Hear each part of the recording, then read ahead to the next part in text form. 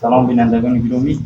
امروز برای طرزی ریختن کردن مواین کردنی بوزی говҳо از روده راست مواین میکنیم و این لباسی که در تن من میبینی برای مواین کردن است. این پیچکی که در دست من میبینی برای وقتی دست در روده راست میکنین چنین پیچکی رو باید داشته باشیم و چنین لباس باید داشته باشیم.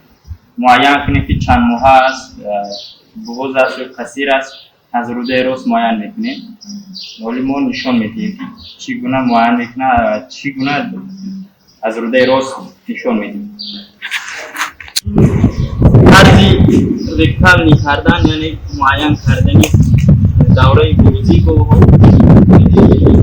کدام دوره چند ماه است مواین کردن. این طرزی ریختن است در روده راستی مواین کردن.